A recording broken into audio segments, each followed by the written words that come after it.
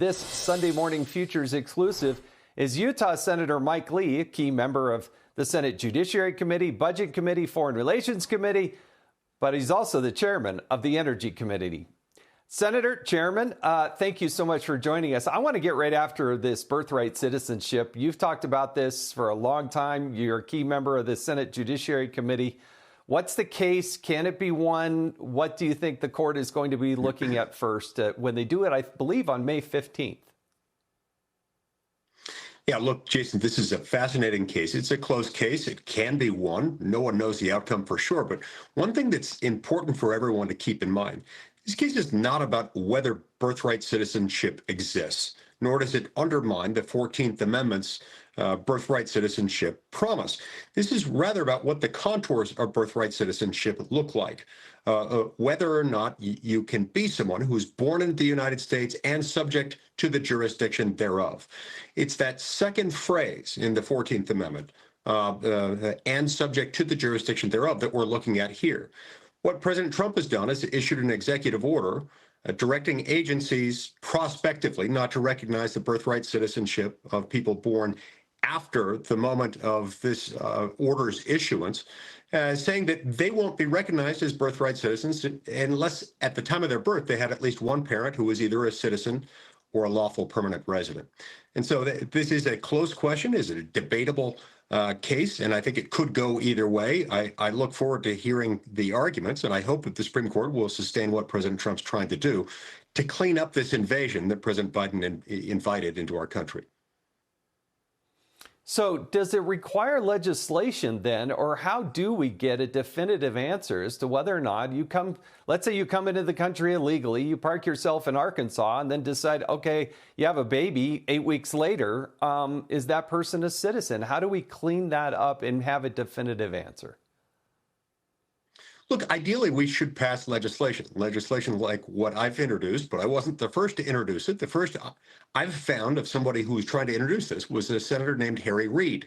Harry Reid, who later became the Senate Democratic Majority Leader, introduced in 1993 legislation that would do essentially what President Trump is trying to do by executive order.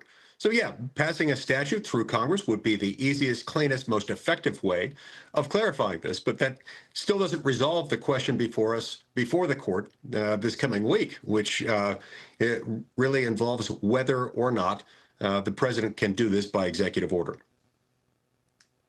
Now, it does seem that the courts seem to be running this country. They don't believe that the President of the United States is the chief executive officer. The degree to which these judges are going to put in injunctions and handcuff the President of the United States from deporting people is unbelievable. What's your take on that in general, but specifically what came down from the Supreme Court regarding the Venezuelans and trying to get them back to their home country? Look, like a lot of Americans, I feel a profound sense of frustration at the fact that we've got this situation. Over the last 4 years, we've had, depending on who you listen to, anywhere from 15 million to 20 plus million illegal immigrants brought into this country, essentially at the invitation of President Biden, with the welcoming arms of then Secretary of Homeland Security Alejandro Mayorkas, saying, come on in. And so we've been flooded with millions, some would say tens of millions of illegal immigrants. It can't be like getting an act of Congress every time you want to export a dangerous, a violent, felon illegal immigrant. And yet you've got people like Judge Boasberg, who apparently wish they had gone into politics and would rather be serving as president of the United States than a federal district judge, who are essentially cosplaying as chief executive officers of the United States government.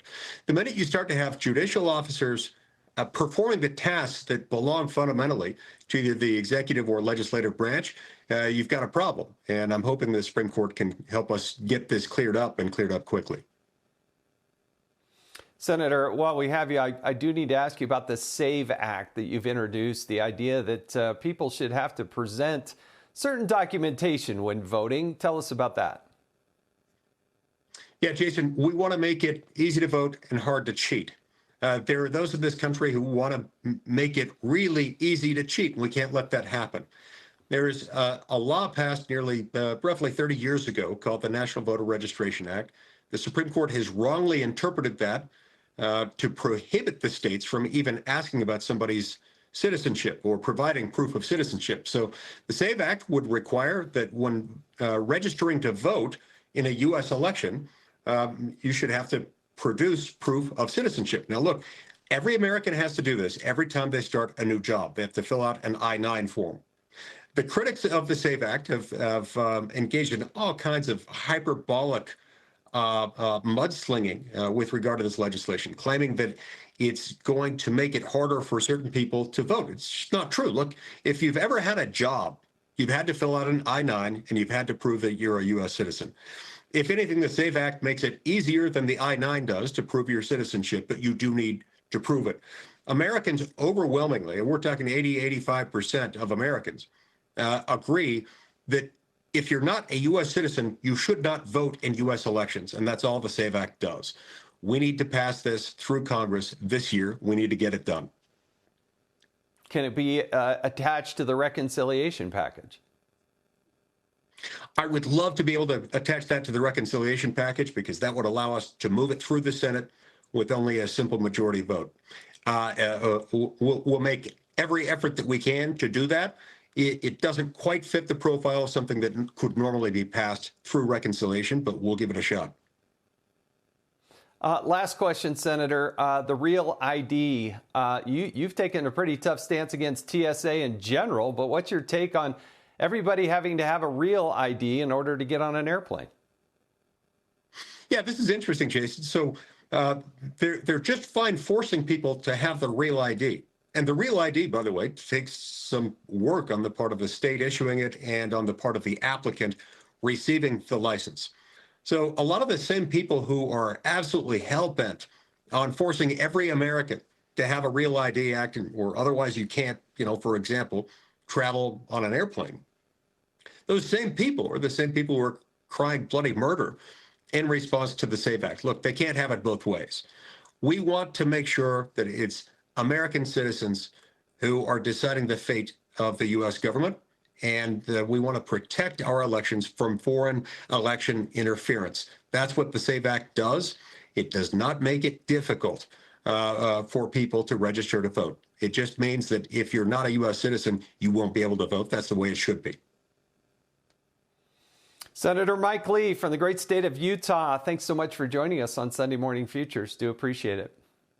Happy Easter. Thank you, Jason. Hi, everyone. I'm Brian Kilmeade. I want you to do me a favor. I want you to click to subscribe to the Fox News YouTube page. This is the only way that I know for sure that you're not going to miss any great commentary, any great news bites, any great interviews coming your way on Fox. You can get it all here on YouTube. So subscribe right now.